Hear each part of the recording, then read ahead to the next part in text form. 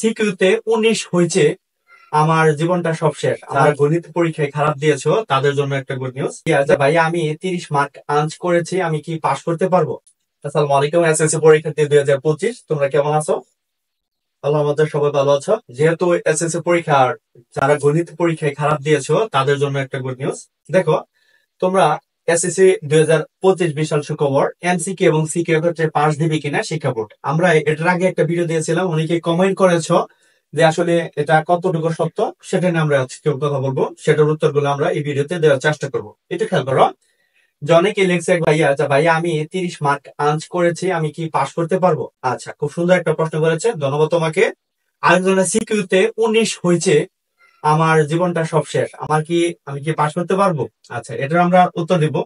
একটু খেয়াল করবো, এমসিকিউ এবং সিকিউ একত্রে পাস দিবে কি, এটা নিয়ে আমরা আহ গবেষণা করেছি এবং সেটা নিয়ে উত্তর দেওয়ার চেষ্টা করবো। সেটা হলো যে 2025 সালের 17 মে ছাত্ররা আন্দোলন করতে যাচ্ছে যে এমসিকিউ এবং সিকে একত্রে মিলে পাস দেওয়ার জন্য। পূর্বেও কিন্তু তোমাদের বড় ভাই যারা সিনিয়র ছিল তারা কিন্তু বিভিন্ন আন্দোলন করেছে, তারা কিন্তু আন্দোলনে সফল হয়েছে। যেমন অটো পাস বলো, করোনার সময় 2021 সালে তারা কিন্তু অটো পাস পেয়েছে, বিভিন্ন ধরনের আন্দোলনে তারা কিন্তু সফল হয়েছে। ওকে, এর আগে যেমন সংক্ষিপ্ত সিলেবাসের আন্দোলন করেছে, তারা কিন্তু সফল হয়েছে। বাট তোমরা কেন পারবা না?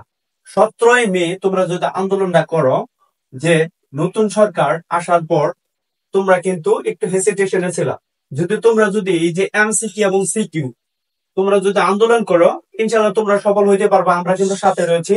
আন্দোলনটা এই জন্যই করবা কারণ 2017 সালের আগে কিন্তু সিকিউ আর এমসিকিউ দুইটা মিলে একসাথে পাস যেত, 33 পালে কিন্তু পাস আসতো, তাই না? 33 পালে কিন্তু পাস আসতো।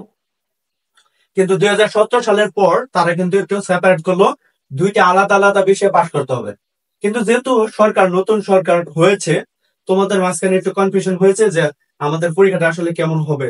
মাঝখানে এই পরীক্ষার আগে কিন্তু আন্দোলন করেছিল, তার মানে তারা কিন্তু প্রশ্নটা হার্ড করেছে। তো আশা করি 17 মে যদি তোমরা সবাই আন্দোলনে নামো, তাহলে কিন্তু এমসিকিউ এবং সিকিউ মিলে পাস দেওয়ার সম্ভাবনা তারা দিতে পারবে। কারণ কি, সরকার যদি পতন হয় স্টুডেন্টের মাধ্যমে, তাহলে এই স্টুডেন্টের মাধ্যমে কিন্তু রেজাল্টেরও একটা পরিবর্তন হতে পারে। স্টুডেন্ট কিন্তু বাংলাদেশের বর্তমানে চালিকা শক্তি।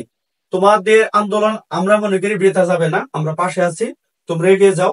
আর বিশেষ করে যারা এ প্লাস, ধরো তুমি 77 পেয়েছো, কত পাইছো? 77 বা কিংবা 78 পেয়েছো অথবা 79 পেয়েছো, এরকম কোয়ালিটি যারা রয়েছে তাদেরকে এ প্লাস দিবে ইনশাল্লাহ। 3 কম পাইলে তোমাকে এ প্লাস 3 যোগ করে এ প্লাস দিবে। আর যারা ফেল করার সময় রয়েছে, ইনশাল্লাহ তারা সবাই কিন্তু আন্দোলনের নামবা, আমরা সাথে রয়েছি। আন্দোলন জয় হোক, এমসিকিউ এবং সিকিউ মিলে আগের মতো 33 দেওয়া হোক, এটার পক্ষে রয়েছে ইনশাল্লাহ। তো আজকে পর্যন্ত আসসালামু আলাইকুম ওয়া রাহমাতুল্লাহি ওয়া বারাকাতুহু।